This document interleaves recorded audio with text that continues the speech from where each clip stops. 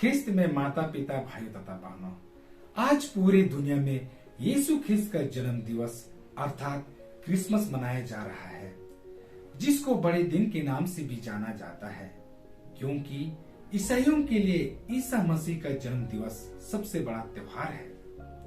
Christmas का दिन एक ऐसा दिन होता है जिस दिन हम सब मिलकर बालक यीशु का जन्मदिन को धूमधाम से मनाते हैं।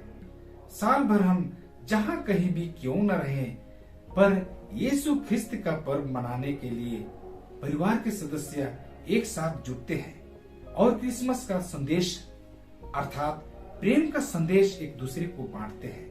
इसलिए हम इस पर्व को मनाने के लिए बहुत दिनों से इंतजार करते हैं। बच्चे इस पर्व के अवसर पर नए नए कपड़ा, पटाखे तथा मिठाइयों की प्राप्ति की आशा, माता पिता अपने जो बाहर में नौकरी एवं अन्य विभागों में कार्यरत बेटे बेटियों से मिलने की खुशी का इंतजार करते हैं। लेकिन इसी इंतजार से बढ़कर हम आगमन काल में विभिन्न तरीकों से यानी आध्यात्मिक रूप से यीशु ख्रिस्त का आने की इंतजार के साथ यीशु ख्रिस्त का जन्म पर्व पूरे हर्ष और उल्लास के साथ मनाने की तैयारी किए हैं। ईश्वर ने मनुष्य को अपना प्रतिरूप बनाया, लेकिन बाद में मनुष्य ईश्वर की आज्ञा का उल्लंघन कर पाप का गुलाम बन गया और ईश्वर से अलग होकर अंधकार में भटकने लगा। फिर भी से ईश्वर ने मनुष्य को पाप का गुलाम के रूप में देखना नहीं चाहा और उन्होंने मनुष्य के प्रति प्यार को जारी रखने के लिए उसे पाप से बचाने के लिए मुक्ति योजना बनाई। इसलिए ईश्वर ने अपना मुक्ति विधान प्रकट करने के लिए यीशु के माध्यम से एक विशिष्ट नारी के रूप में माता मरियम को चुना और उससे पवित्र अर्थात बेदाग रखा। माता मरियम का पवित्रता यानी बेदाग की तथ्य की पुष्टि संत मत्ती रचित सुसमाचार अध्याय 1 पद संख्या 18 में मिलती है कि माता मरियम की मंगनी यूसुफ से हुई थी, परंतु उनके एक साथ रहने से पहले मरियम पवित्र आत्मा से गर्भवती हो गई। लेकिन यूसुफ अपनी धार्मिकता के कारण मरियम को बदनाम नहीं करना चाहता था, इसलिए वह चुपके से त्यागने के लिए सोच रहा था। पर स्वप्न में प्रभु का दूत ने कहा कि अपनी पत्नी मरियम को अपने पास लाने में नहीं डरें, क्योंकि उनके गर्भ में जो है वह पवित्र आत्मा से है। वह पुत्र प्रसव करेंगी और आप उसका नाम ईसा रखेंगे, क्योंकि वे अपने लोगों को उनके पापों से मुक्त करेगा। यह सब इसलिए हुआ कि नबी के मुख से प्रभु ने जो कहा था वह पूरा हो जाए। देखो, एक कुंवारी गर्भवती होगी और पुत्र प्रसव करेगी और उसका नाम इम्मानुएल रखा जाएगा, जिसका अर्थ है ईश्वर हमारे साथ है। पुराने विधान में सर्वप्रथम ईश्वर का प्रेम का प्रमाण हमें उत्पत्ति ग्रंथ अध्याय 2 पद संख्या 7 में मिलती है कि ईश्वर ने अपने सृष्टि योजना में सब चीजों की सृष्टि अपने शब्द मात्रा में किया, बल्कि मनुष्य को शब्द मात्रा से नहीं बल्कि प्रभु ने धरती की मिट्टी से मनुष्य को गढ़ा और नथुनों में प्राणवायु फूंक दी और वह सजीव सत्व बन गया।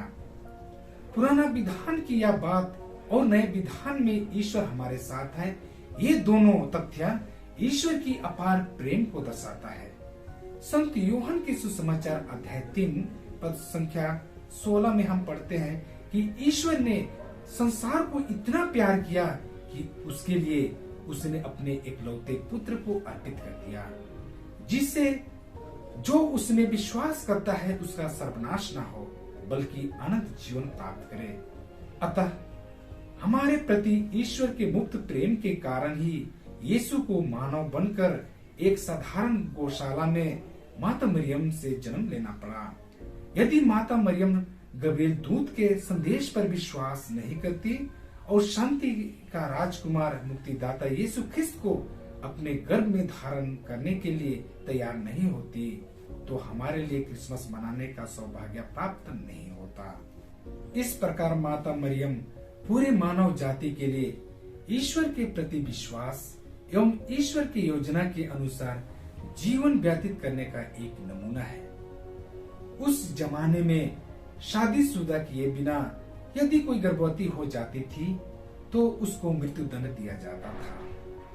लेकिन वैसे कठोर सामाजिक नियम दस्तूर के बीच में भी माता मरियम यीशु ख्रिस्त को बड़ी आनंद के साथ गर्भ में धारण करने के लिए तैयार हो गई, जिसका परिणाम यह हुआ कि क्रिसमस के समय ईश्वर मनुष्य बन गया ताकि वह मनुष्य बनकर हमारे जीवन और आत्मा दोनों की रक्षा करे। इसलिए यह हमारे लिए मानवीय गरिमा का चिन्ह है कि ईश्वर के मुक्ति विधान में माता मरियम का बड़ा सहयोग है। अतः ईश्वर की मुक्ति विधान मानव जाति के प्रति ईश्वर की प्रेम का साकार संकेत या जीवन प्रत्यक्ष चिन्ह है। यीशु की व्यक्तित्व में ईश्वर का मानव बनकर आने का उद्देश्य है सबका उद्धार करना, अर्थात सब मनुष्यों को जीवन प्रदान करना। इसलिए ईसा मसीह पिता परमेश्वर की ओर से पूरे मानव जाति के लिए एक बहुमूल्य उपहार है। अतः क्रिसमस का उत्सव सिर्फ मानव जाति के लिए नहीं, न सिर्फ किसी विशेष धर्म के लिए नहीं और न सिर्फ किसी राष्ट्र के लिए नहीं, लेकिन क्रिसमस का उत्सव सबके लिए है, क्योंकि यीशु ख्रिस्त पूरे दुनिया की मुक्ति के लिए आए। अतः यह पर्व मानव जाति के प्रति ईश्वर के प्रेम का पर्व है। चरनी में लेटा बालक यीशु हमें यही याद दिलाते हैं कि ईश्वर हर मानव को प्यार करता है। इसका अर्थ यह है कि हर मानव ईश्वरीय प्रेम का भागीदारी और हकदार है। ख्रिस्त धर्म और ख्रिस्त जयंती का महान और प्रमुख संदेश यह है कि ईश्वर ने संसार को इतना प्यार किया कि उसने अपने एक लौते पुत्र को पृथ्वी पर भेज दिया, जिससे संसार नष्ट न हो जाए और शाश्वत जीवन रूपी प्रकाश को प्राप्त करे। इसलिए क्रिसमस प्रेम का संदेश देने वाला त्योहार है। यह एक अनोखा पर्व है जो ईश्वर की प्रेम, आनंद एवं उद्धार का संदेश देता है। यीशु ख्रिस्त के मानव अवतार एवं जीवन ईश्वर के महान प्रेम को दर्शाता है। परमेश्वर का प्रेम विश्व के सभी जाति, धर्म, राष्ट्र एवं समुदाय के लिए है। इसलिए ख्रिस्त में माता पिता, भाइयों तथा बहनों, हर मानव का जीवन ईश्वर का दिया हुआ उपहार है। इसलिए इस जीवन का मर्यादा तथा पवित्र रखना हम प्रत्येक जनों का कर्तव्य है। इसके लिए हमें गरीब अमीर तथा जातीय भेदभाव की भावना न करें और आदर सम्मान तथा प्यार की भावना के साथ जीने के लिए संकल्प लें। ख्रिस्त ने कितनी अमूल्य बात कही है, एक दूसरे को प्यार करो। ईश्वर ने स्वयं संसार को प्यार किया और अपने पुत्र को दिया, तो हमारा कर्तव्य बनता है कि हम भी संसार को प्यार करें। विश्व में आनंद, प्रेम व शांति की स्थापना में सहभागी हों। यदि इस प्रकार जीते हैं तो हम बालक यीशु को अपने हृदय रूपी गौशाला के चरनी में जन्म लेने के लिए जगह देते हैं और तभी हमें सच्चे आनंद की अनुभूति प्राप्त होगी, क्योंकि जब ख्रिस्त हमारे हृदय में जन्म लेते हैं तो हम सबों के लिए प्रेमाभूत जीवन बांटते हैं। अमन के अभाव में प्रेम और खुशी संभव नहीं है। उस प्रशांत अद्वितीय रात को जब यीशु ख्रिस्त जन्मे और हमें जिस शांति की कामना करते हुए स्वर्गदूतों ने पृथ्वी पर उसके कृपा पात्रों को शांति का संदेश दिए, उस शांति का माहौल को बरकरार रखना बहुत जरूरी है ताकि हम क्रिसमस की खुशी व प्रेम को दूसरों तक पहुंचाने में सक्षम हो सके।